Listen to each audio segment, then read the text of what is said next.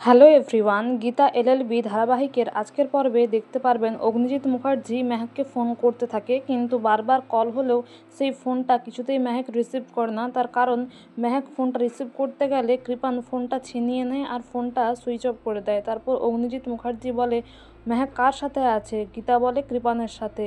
এদিকে মেহেক সবার কাছে হাত জোড় করে বলে, আমাকে ছেড়ে দাও। কিন্তু তার মাথাতে বন্দুক তাক করা হয়, তাকে মেরে ফেলার কথা বলে। আর এদিকে কৃপানকে তার বাবা ফোন করে বলে, তুই এই সবে জামিন পেয়েছিস, এমন কোনো কাজ তুই করবি না। কিন্তু কৃপান তারও ফোন সুইচ অফ করে দেয়। আর তার দিদি বলে, কৃপান মেহেককে বিয়ে করতে গেছে আর বিয়ে করেই ও ফিরবে, কারণ মেহেকের বিয়েটা, আগের বিয়েটা বৈধ নয়।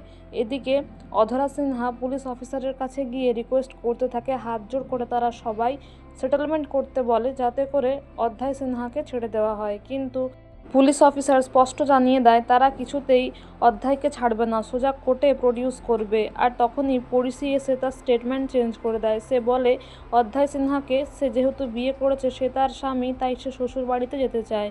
আর এদিকে পঙ্কজবাবু এটাই বলে যে ঠিক আছে, পড়শি যেতে পারে, কিন্তু আমাদের পুলিশ সবসময় নজর রাখবে যাতে পড়শির কোনো ক্ষতি না হয়। আর এদিকে মুখার্জি বাড়িতে সবাই গান করতে থাকে, একটা খুব সুন্দর ভালো মুহূর্ত আপনারা দেখতে পারবেন।